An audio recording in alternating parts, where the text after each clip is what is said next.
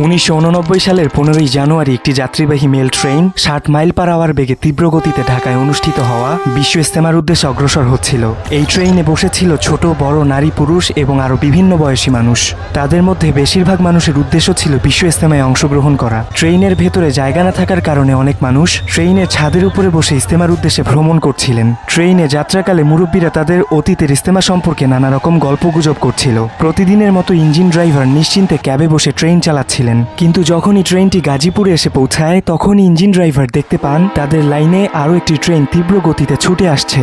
Engine driver train থামিয়ে signal দেওয়ার আগেই ঘটে যায় বাংলাদেশের ইতিহাসের সবচেয়ে মারাত্মক এবং প্রাণঘাতী একটি ট্রেন অ্যাক্সিডেন্ট। এই দুই ট্রেনে মোট 2000-এর বেশি যাত্রী ছিল। এই অ্যাক্সিডেন্টে এত মানুষ মারা গিয়েছিল যে মৃত মানুষের লাশের ভিড়ে আহত মানুষজনকে খুঁজেই পাওয়া যাচ্ছিল না। এই অ্যাক্সিডেন্ট হবার পরে মানুষের মনে অনেক প্রশ্ন উঠে আসে, এত মর্মান্তিক একটি অ্যাক্সিডেন্ট কিভাবে হয়েছিল? তাছাড়া এই অ্যাক্সিডেন্টের সাথে কি আড়ালে কোনো মাফিয়া চক্র জড়িত ছিল?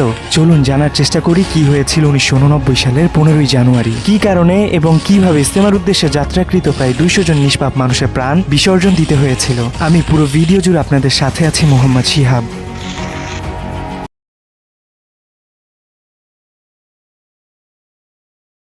চলুন একদম গোড়া থেকে জানার চেষ্টা করি। 1989 সালের 15ই জানুয়ারি হাজার হাজার ধর্মপ্রাণ মুসলিমরা ঢাকার টঙ্গীতে অনুষ্ঠিত হওয়া বিশ্ব ইজতেমায় অংশগ্রহণ করার জন্য ট্রেনে রওনা দিয়েছিলেন। ইজতেমা সম্পর্কে যদি সংক্ষেপে বলি তাহলে এই শব্দটির অর্থ হচ্ছে মিটিং বা সমাবেশ।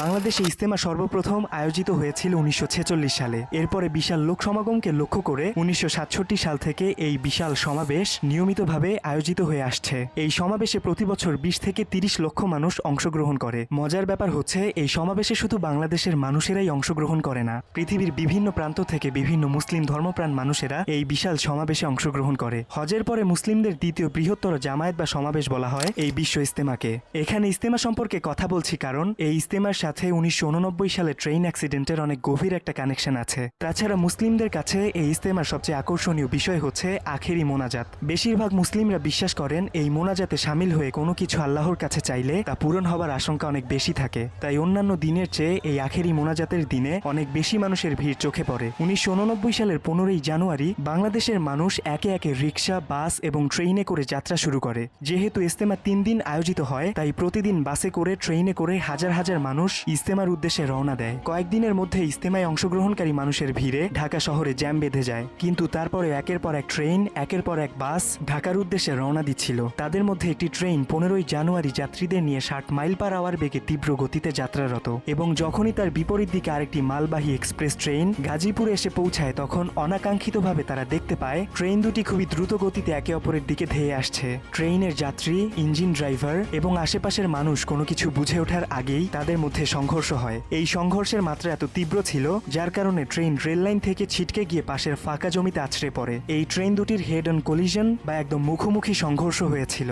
এই সংঘর্ষের ফলে তৎক্ষণাৎ 170 জন মানুষ মৃত্যুবরণ করেছিলেন এবং কয়েক শতাধিক মানুষ আহত হয়েছিলেন এবং তাদের মধ্যে অনেকেই পরবর্তীতে হাসপাতালে চিকিৎসাধীন অবস্থায় মৃত্যুবরণ করেছেন। এই অ্যাক্সিডেন্টকে বাংলাদেশের ইতিহাসের সবচেয়ে মারাত্মক ট্রেন অ্যাক্সিডেন্ট বলা হয়। এই অ্যাক্সিডেন্ট সম্পর্কে যখন বাংলাদেশ রেল অথরিটির কাছে জানতে চাওয়া হয় তখন তারা খুবই অদ্ভুত একটি জবাব দিয়েছিল।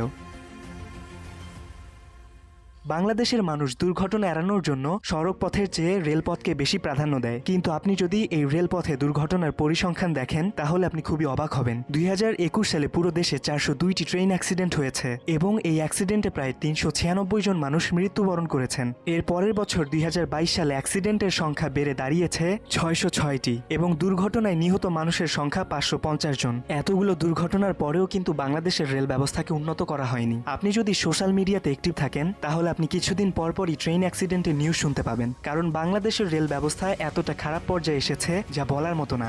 দর্শক, 1989 সালে ট্রেন অ্যাক্সিডেন্ট কেন হয়েছিল, তাছাড়া বাংলাদেশে প্রতি বছর এত ট্রেন অ্যাক্সিডেন্ট হবার কারণ লুকিয়ে আছে শুধুমাত্র অল্প কয়েকটি বিষয়ের ওপর। এই কারণগুলোর জন্যই প্রতি বছর বাংলাদেশে ট্রেন জার্নিতে অনেক মানুষ মৃত্যুবরণ করে।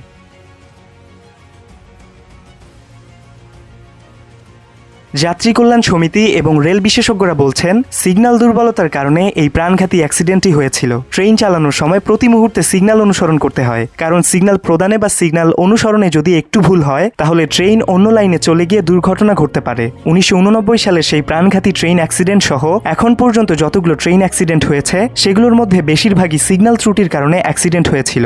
এছাড়া আমরা 1989 সালের যেই ঘটনাটি নিয়ে আলোচনা করছি সেদিন ইজতেমার উদ্দেশ্যে প্রচুর পরিমাণ ট্রেন যাতায়াত করছিল। এর ফলে সিগন্যাল ম্যান নিজের অজান্তে এক্সপ্রেস ট্রেনকে একটি ভুল সিগন্যাল প্রদান করে, যার ফলে মেল ট্রেন এবং এক্সপ্রেস ট্রেন দুটি একই লাইনে চলে আসে এবং তাদের মাঝে সংঘর্ষ হয়। এভাবে ভুল সিগন্যাল প্রদানের কারণে আমরা এখনো অনেক অ্যাক্সিডেন্ট দেখতে পাই। ভুল সিগন্যাল প্রদানের সবচেয়ে বড় কারণ হচ্ছে আমাদের দক্ষ জনবল না থাকা। 1973 সালে বাংলাদেশ রেলের জনবল ছিল 68,000 এবং 2022 সালে সেই সংখ্যা কমে দাঁড়িয়েছে 25,000-এ। প্রতিনিয়ত প্যাসেঞ্জার সংখ্যা বেড়েছে, ট্রেনের সংখ্যা বেড়েছে, কিন্তু রেলওয়ে কর্মচারীদের সংখ্যা শুধুই কমেছে। তাই দুঃখজনকভাবে আমরা ভুল সিগন্যালের কারণে প্রতি বছর বাংলাদেশে অনেক অ্যাক্সিডেন্ট দেখতে পাই। ভুল সিগন্যাল প্রদান ছাড়াও ট্রেন অ্যাক্সিডেন্টের আরও বেশ কয়েকটি কারণ রয়েছে। সেগুলো হলো সিগন্যাল প্রবলেম, রেলওয়ে স্টাফদের গাফিলতি, এক্সপায়ার্ড রেল ইঞ্জিন এবং রেল লাইন, অনিরাপদ লেভেল ক্রসিং ইত্যাদি। এসব ত্রুটির কারণে আমাদের বাংলাদেশে প্রতি বছর অনেক ট্রেন অ্যাক্সিডেন্ট হয়।